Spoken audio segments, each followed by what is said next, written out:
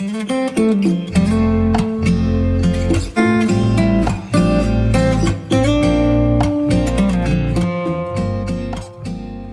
assim a palavra do Senhor: é impossível, pois, que aqueles que uma vez foram iluminados e provaram o dom celestial, e se tornaram participantes do Espírito Santo, e provaram a boa palavra de Deus e os poderes do mundo vindouro, e caíram, sim, é impossível outra vez renová-los para arrependimento, visto que, de novo, estão crucificando para si mesmos o Filho de Deus e expondo-o à ignomia. Porque a terra que absorve a chuva, que frequentemente cai sobre ela, e produz erva útil para aqueles por quem é também cultivada, recebe bênção da parte de Deus. Mas se produz espinhos e abrolhos, é rejeitada, e perto está da maldição, e o seu fim é ser queimada. Vamos orar? Senhor Deus Todo-Poderoso, te agradecemos pela tua palavra, te agradecemos, ó Deus, por estarmos aqui reunidos nessa manhã. Com graça e misericórdia, o Senhor nos amou, nos chamou para si. Nós estamos alegres e satisfeitos na tua presença. Louvado seja o teu nome, Senhor, pelo privilégio que temos de podermos ter a convicção e a segurança no nosso coração que em Cristo Jesus, o nosso Senhor, nós estamos firmados e iremos permanecer até o fim. Tudo isso, a Deus, se deve à obra graciosa do Teu Espírito Santo no nosso coração. Portanto, toda honra, toda glória, todo louvor sejam dados somente a Ti. O Senhor não divide a sua glória com ninguém, porque o Senhor é único, ímpar, exaltado, majestoso, digno de toda a adoração. Nos curvamos perante o Senhor, com humildade pedimos: vem, Senhor, fala ao nosso coração, exorta-nos, corrige-nos, anima-nos segundo a Tua vontade. Senhor, oramos em nome de Jesus. Amém. Eu gostaria de começar refletindo com vocês sobre a palavra quase. Palavra quase. A palavra quase, ela pode significar algo bom ou algo ruim. Depende do contexto que ela é colocada. Por exemplo, ao ser usada a palavra quase para falar de alguém que foi livrado de um acidente, a gente pode dizer que é uma coisa muito boa. Eu quase fui atropelado.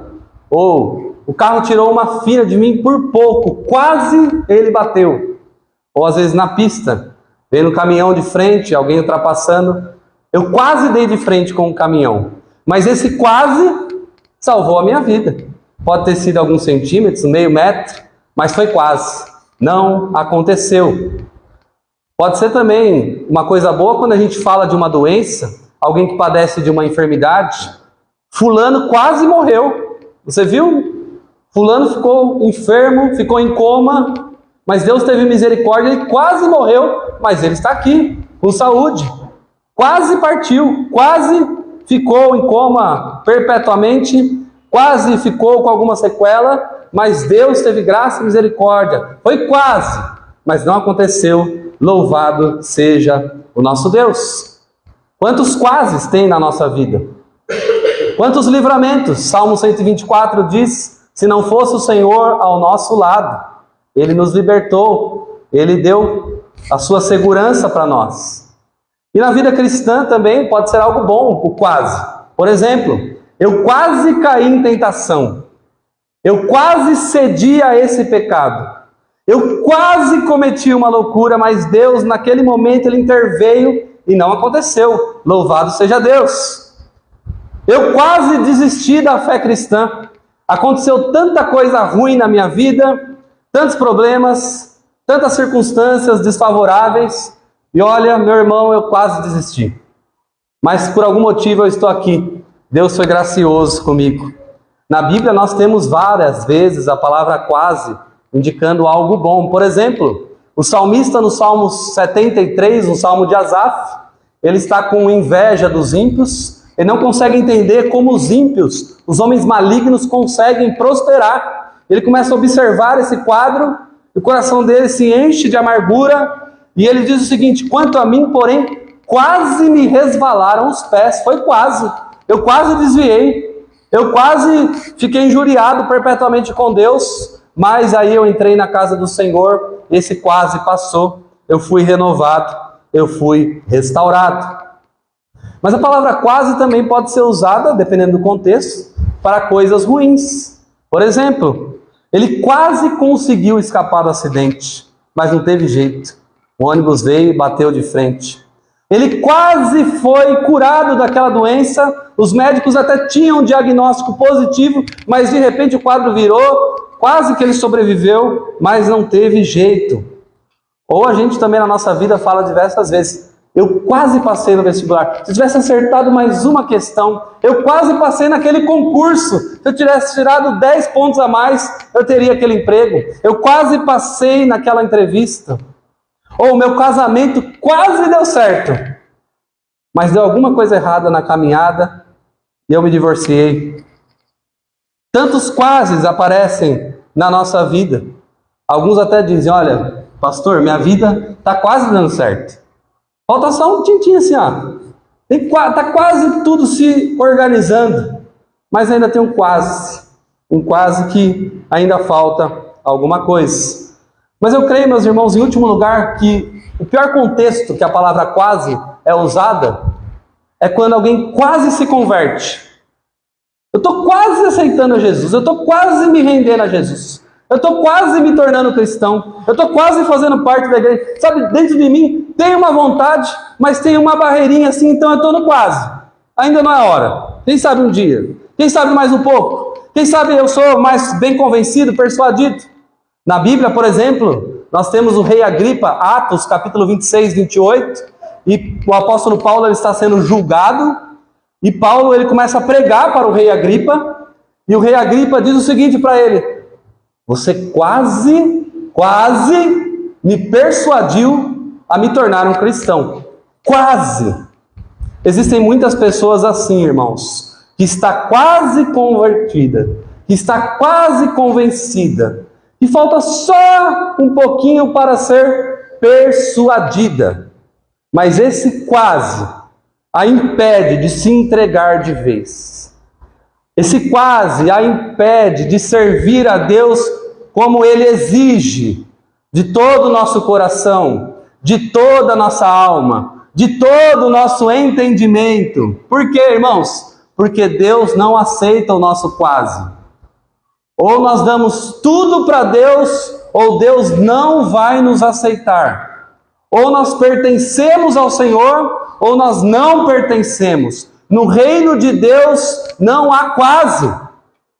Há apenas convicções plenas. No reino de Deus não há intermediário, não há em cima do muro. Ou você está nas trevas, ou você está na luz.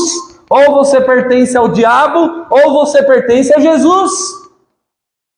Não há quase para um Deus que é todo-poderoso. Ou Ele opera, ou Ele faz, ou Ele age, ou Ele convence, ou não acontece. E quando Ele diz que deve acontecer, de fato acontece. Mas nós temos muitas pessoas que estão quase salvas, mas eternamente condenadas, porque não se renderam de uma vez por todas ao Evangelho da graça de Deus. O texto que nós lemos aqui, Hebreus capítulo 6, a partir do versículo 4, ele cita umas pessoas que quase chegaram lá, que quase se arrependeram genuinamente, que quase receberam o Evangelho de vez. Eles provaram, eles experimentaram, eles participaram, mas o texto nos diz que eles caíram de uma forma final e fatal, apostatando da fé, naufragando de vez e abandonando a Jesus. E o texto nos diz, inclusive, que eles crucificam para si mesmos novamente o Filho de Deus, expondo-o à vergonha. De qual lado você está? Essa é a primeira reflexão que você deve fazer ao lidar com esse texto. Qual é o grupo que você pertence?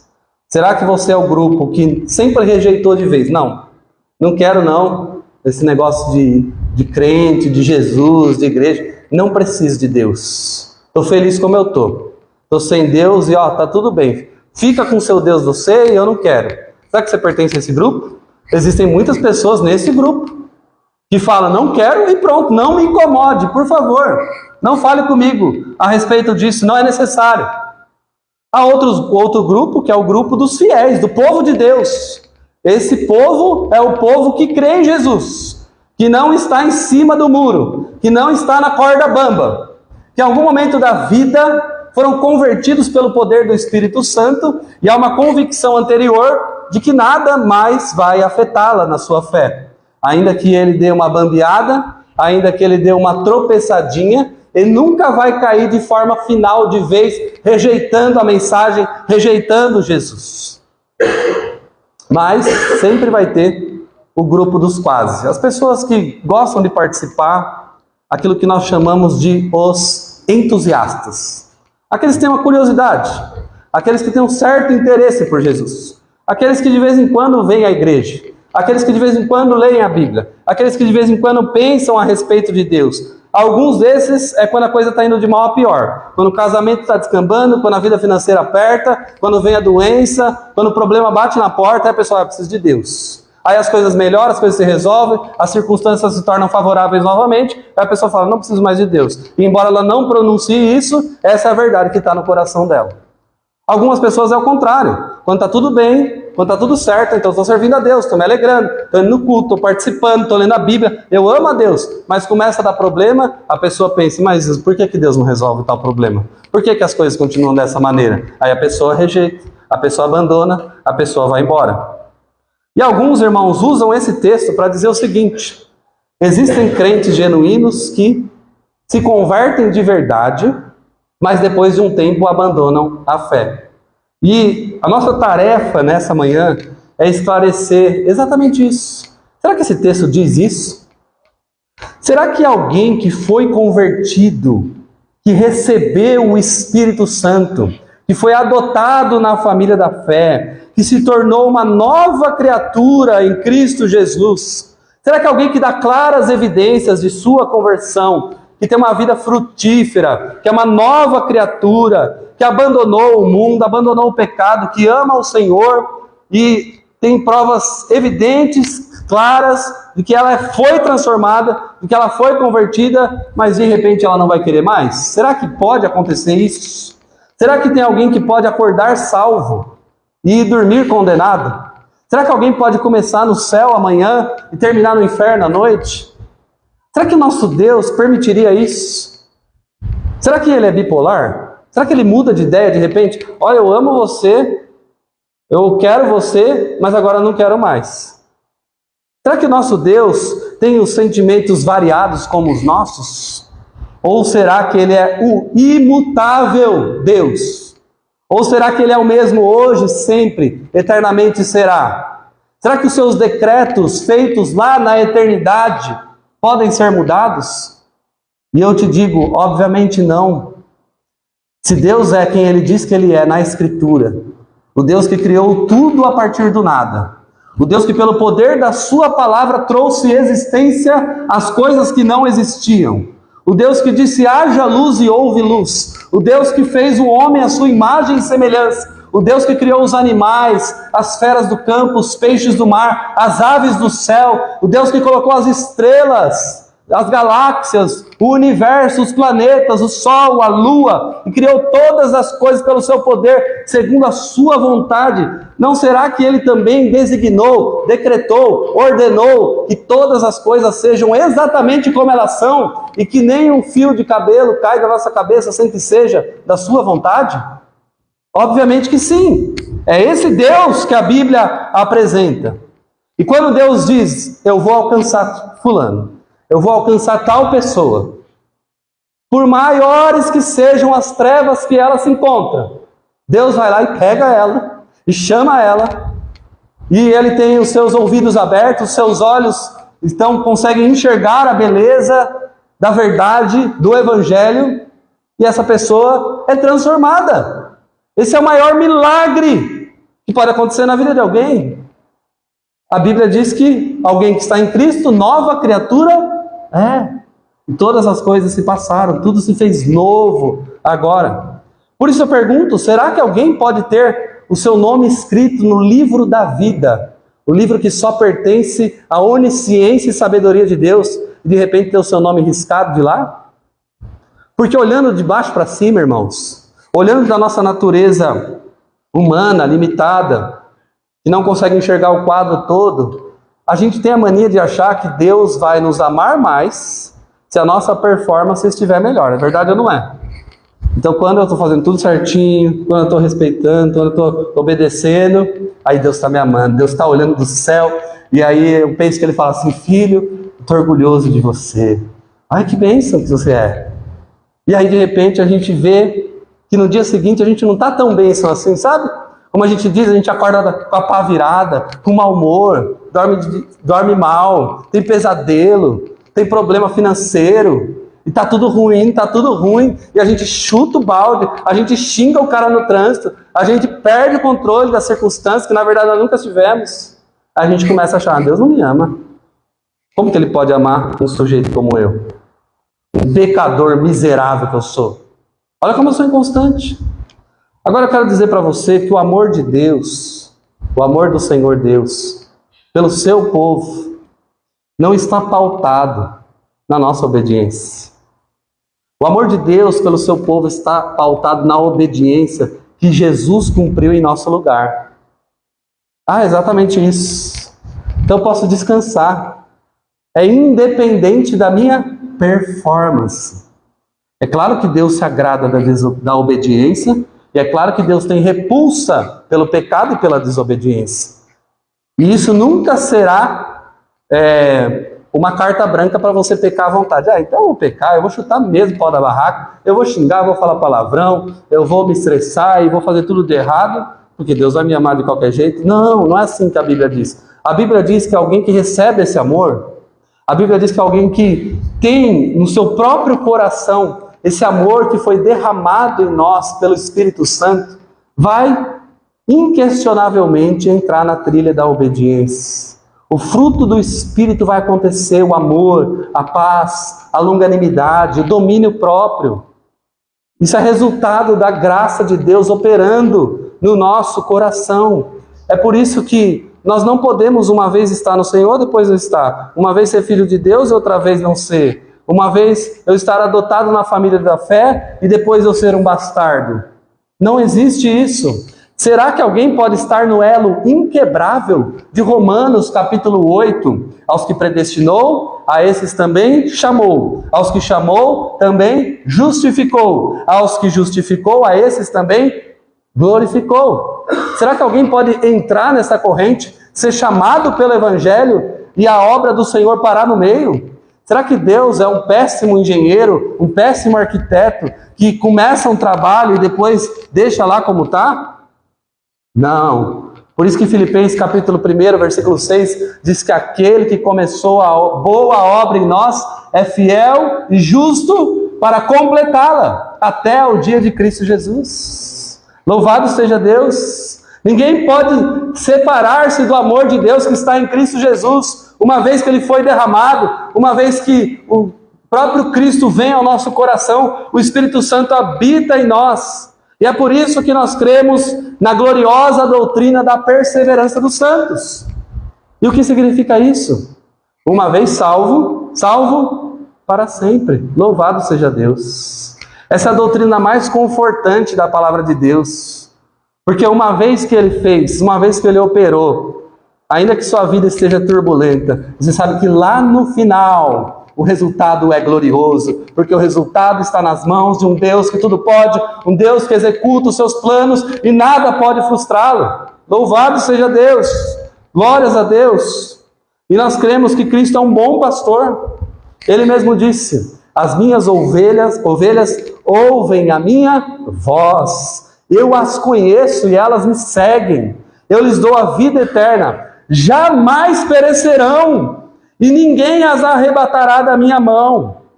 Jamais perecerão. Aquilo que meu Pai me deu é maior do que tudo, e da mão do Pai ninguém pode arrebatar. Cristo é um bom pastor. E nós somos ovelhas do seu rebanho, do seu pastoreio. E quem está dentro desse aprisco jamais sairá. Ah, mas pode querer dar uma desviadinha, não é verdade?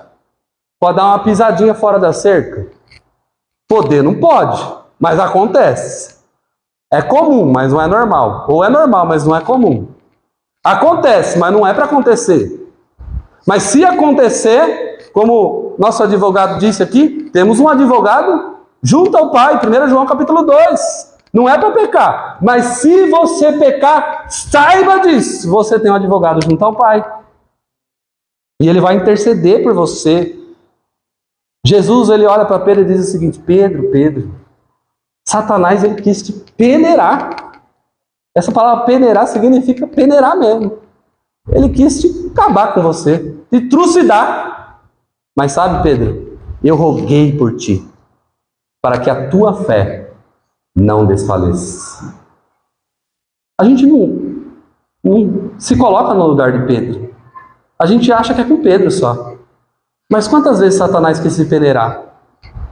Você acha que ele não anda furioso com os filhos de Deus? Você acha que o reino espiritual não existe? 1 Pedro capítulo 5 diz que ele é como um leão buscando, ao derredor, buscando a quem possa tragar, devorar. Mas o nosso Cristo é maior. Nós não achamos que há um duelo de igual para igual, uma batalha épica no céu, de um lado Deus e do outro lado o diabo. Isso pode pertencer a Hollywood, mas não a Bíblia. A Bíblia diz que o nosso Deus é soberano, é exaltado. E o diabo não passa de um cachorro na coleira de Deus para cumprir os seus propósitos. E a Bíblia diz que no final ele vai ser lançado no mar de fogo. O seu decreto de derrota já está afirmado na Bíblia. E a Bíblia diz em Romanos 8 que nós somos mais do que vencedores por meio de Cristo que nos amou. E que nada nos separará do amor de Deus. Em Jeremias capítulo 32, versículo 40, Deus já reafirma essa aliança. Ele diz: eu farei com eles aliança eterna, a qual, segundo, não deixarei de lhes fazer o bem. E porei o meu temor no seu coração, para que nunca se apartem de mim. Nunca se desviem do caminho. Jeremias 32, 40. Como que eu entendo, então, a pergunta, antes da gente entrar no texto? Esse texto ele exige muitas reflexões anteriores. Como que a gente pode, então, dizer: ah, mas peraí, pastor, você está falando que isso daí, a pessoa que se converteu, mas eu conheço fulano que foi exatamente como você falou aí. Ele estava na igreja, ele servia nos ministérios, ele se batizou, professou a fé, participava da ceia do Senhor, e de repente, onde o cara está lá? Como que você explica isso, então? Fácil. Há uma distinção entre igreja invisível e igreja visível. O que é a igreja invisível? É o hall de membros celestial. São todos os crentes genuinamente convertidos, os que foram, os que são e os que ainda serão incorporados no corpo de Jesus. Essa é a igreja invisível. Ninguém sabe a quantidade dela. Ninguém sabe a totalidade desse rol. Mas existe uma igreja visível. Qual é a igreja visível? Essa que nós vemos. A igreja que é dividida por denominações, ou igrejas nos lares, que assim seja.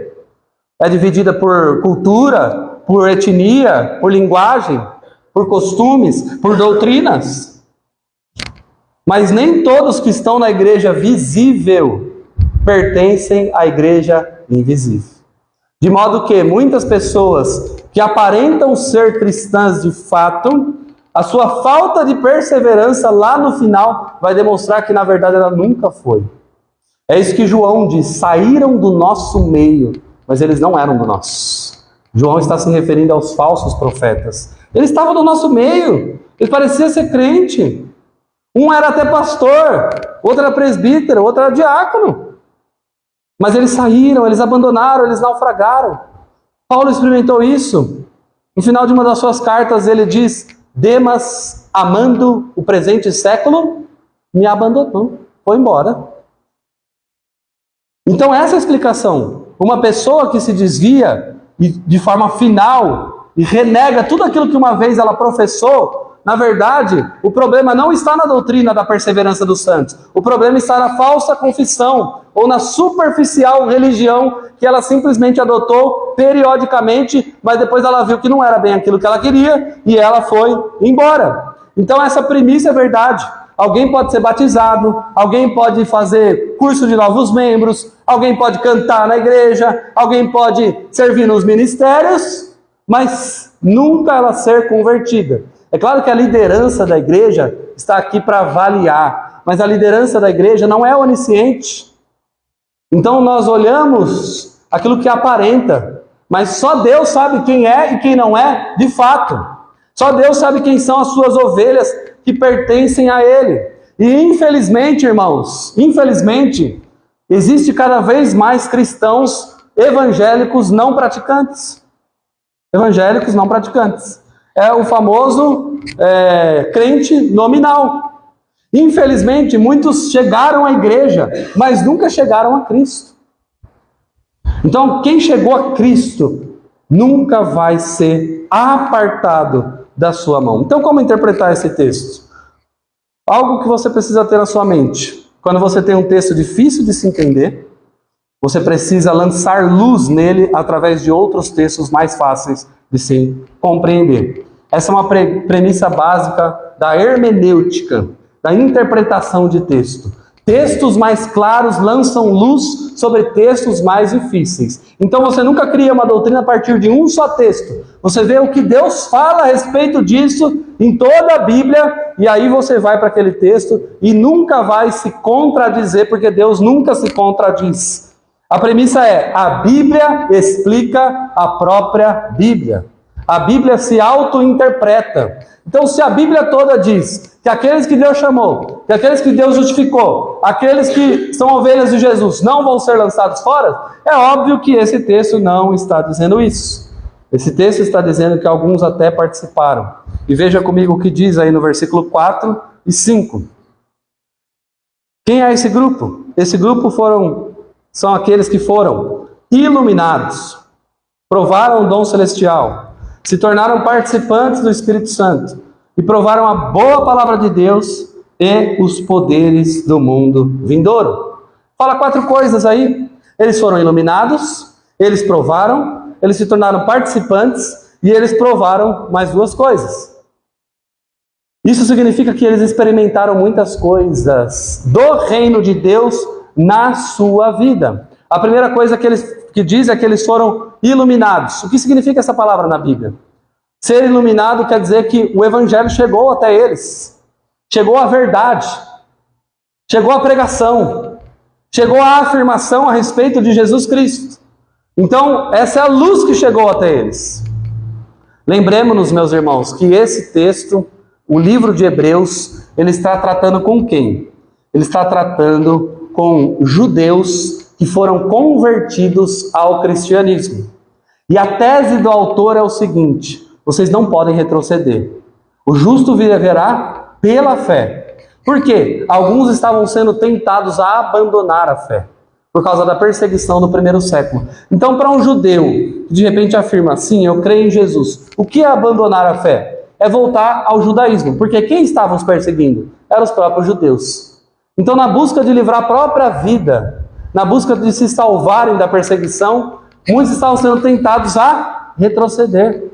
Mas o autor de Hebreus, ele levanta uma tese. E a tese é: se Jesus é quem ele diz que é, se Jesus é maior do que os anjos, se Jesus é maior do que os profetas, se Jesus é maior do que Moisés, se Jesus é o Todo-Poderoso, retroceder agora é um erro irreparável. Vocês não podem fazer isso. E aqueles que retrocederem vão estar assinando a sua própria sentença de morte espiritual. E não serão mais uma vez renovados. Então eles foram iluminados, eles provaram o dom celestial. Como que pode alguém provar o dom celestial sem ser cristão? Ora, basta você viver numa comunidade de fé e você vai ver Deus operar. Você vai ver. Deus pode fazer milagre na vida de gente não convertida? Claro que pode, Deus faz. Deus abre portas, Deus fecha portas de crentes e de não crentes. A Bíblia diz que o sol nasce para justos e para injustos. A graça de Deus não se restringe à igreja. A graça de Deus é espalhada por todo o universo. Deus é bom. E Ele pode agir com graça, faz sinais, faz maravilhas, abre emprego, cura doença de gente que nunca foi convertida. Então essas pessoas provam esses dons de Deus que são derramados. E o Espírito Santo faz os seus milagres. Eles participam disso. E o texto também diz que eles provam a palavra de Deus. Por quê? Irmãos, a palavra de Deus funciona com qualquer um. Qualquer um. Não funciona só com o crente. A palavra de Deus fala de casamento, fala de dinheiro, fala de vida, fala de tempo, fala de muitas coisas. Aplique os seus princípios e será bem-sucedido, bem-aventurado. Então, quem prova isso e põe em prática, vai acontecer. Os poderes de Deus vão ser derramados também. Então o texto fala sobre esse grupo. Veja, ele não está falando com crentes genuínos. Ele não está falando com pessoas alcançadas. Ele está falando com gente que, como nós falamos no começo, quase permaneceram, quase se renderam, quase chegaram à verdadeira fé. Eles tinham fé, mas a Bíblia faz distinção entre fé e fé. Entre fé, no acaso, na circunstância, e a fé que salva, a fé salvífica, a fé genuína. E o texto nos diz no versículo 6, sobre esse grupo, o que aconteceu com eles? Eles caíram. Mas veja bem, essa palavra cair aqui, não é uma palavra que fala só sobre uma tropeçadinha. Não dá a ideia de alguém que está andando na rua, por exemplo, uma mulher, de repente quebra o salto dela e ela cai.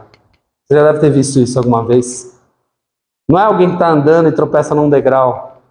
Não é somente uma tropeçadinha. Esse caíram aqui é a ideia de apostasia. Não é uma quedinha, não. É uma queda profunda. É uma queda de uma recusa deliberada e consciente e constante, mesmo depois de ter o conhecimento do Evangelho. Por exemplo, Jesus, ele lidar com dois dos seus discípulos. Um é Pedro, o outro é Judas. A Bíblia diz que os dois se sentiram mal depois dos acontecimentos. Judas porque traiu Jesus e vendeu ele por 30 moedas de prata. E Pedro porque negou ele por 3 vezes. Mas qual é a diferença dos dois? Judas teve o quê? Remorso dos seus atos. Mas ele não teve verdadeiro arrependimento. Ele não voltou para Jesus. Já Pedro teve arrependimento genuíno. Uma coisa é diferente da outra. Mas esses aqui, eles estavam recusando o evangelho que uma vez tinha os alcançado. E o que isso implica na vida deles? O que eles estão fazendo? Versículo 6 diz: estão crucificando para si mesmos o Filho de Deus e expondo a ignomia, a vergonha. Então, ao recusar uma oferta tão graciosa, ao recusar um banquete tão alegre, de estar com o Senhor Jesus, é como se eles estivessem colocando Jesus de novo no Calvário. É como se eles estivessem martelando os pregos de novo no Filho de Deus. Veja a linguagem que esse autor usa para falar sobre alguém que faz uma recusa deliberada. Não quero mais. Não significa, irmãos, que alguém que se arrepende de fato vem para Jesus e Jesus fala: não, eu não te quero. Não tem como. Porque Jesus diz: todo aquele que vem a mim eu jamais lançarei fora. Então a questão não é essa. A questão é que eles não vêm a Jesus. A questão é quem está nesse estado não quer voltar, não quer se arrepender, não quer se humilhar. É a diferença do joio e do trigo. Você sabe que o joio e o trigo são muito semelhantes. Ao olhá-los, rapidamente você não sabe diferenciar. Mas uma diferença entre o joio e o trigo é que o trigo, ele se curva. O joio não. O joio, ele fica retinho. Por isso que Jesus usa essa linguagem. Porque o verdadeiro crente, ele se dobra. O verdadeiro crente, ele se humilha. Ele pode errar, ele falha com Deus, mas ele se dobra, ele se humilha, ele volta, ele diz: Deus, eu preciso da sua graça, Deus me salva, Deus me cura, Deus me liberta, veja quem eu sou, me perdoa pelos meus pecados. Você acha que Jesus recusaria um pedido desse? Jamais. Mas esses que caem definitivamente sem querer voltar, eles não podem ser renovados mais. Por quê? Porque eles já fizeram a escolha sentencial deles.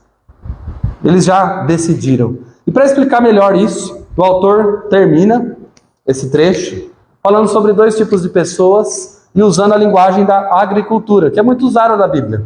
Versículos 7 e 8 diz: porque a terra que absorve a chuva, que frequentemente cai sobre ela e produz erva útil, para aqueles por quem é também cultivada, recebe bênção da parte de Deus. Mas se produz espinhos e abrolhos, é rejeitada, e perto está da maldição, e o seu fim é ser queimado. O que o autor está dizendo aí? A terra recebe a chuva.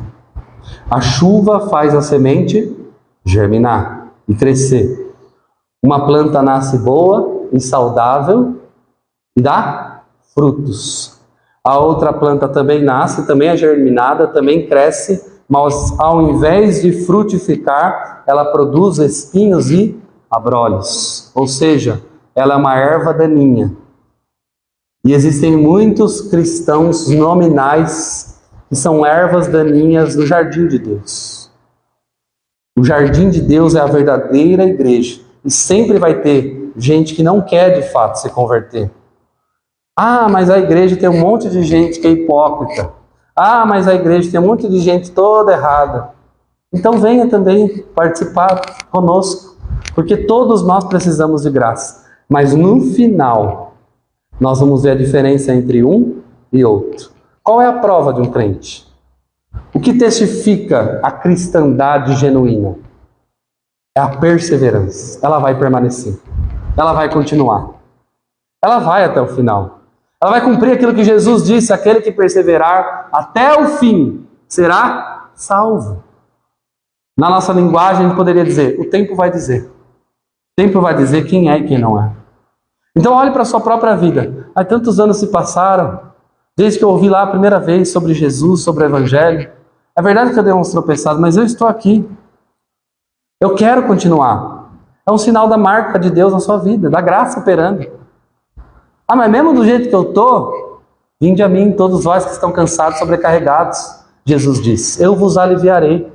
Ah, mas minha vida está assim, está de perna para o ar, meu trabalho, meu casamento, meu isso, meu aquilo. Não tem problema, vem. A porta da graça continua aberta, mas haverá um dia que ela se fechará. Então não deixe para depois o arrependimento que deve ser produzido hoje no seu coração. O autor certamente ele está na sua mente aqui com os próprios israelitas, que saíram da escravidão do Egito pelo poder de Deus, o Deus que enviou as pragas, o Deus que destruiu os deuses do Egito, e esse povo experimentou o dom celestial, esse povo viu sinal, esse povo viu maravilha, esse povo viu o morro fumegante, Deus dando 2 tábuas para Moisés, esse povo viu o mar se abrir, esse povo viu uma coluna e viu codornizes, viu maná cair do céu. Esse povo viu sinais de Deus, mas mesmo assim eles rejeitaram. Então o autor está com isso em mente, viu? Veja lá atrás. Tem um povo que participou de tudo, mas eles rejeitaram. Por quê? Por causa da incredulidade do coração.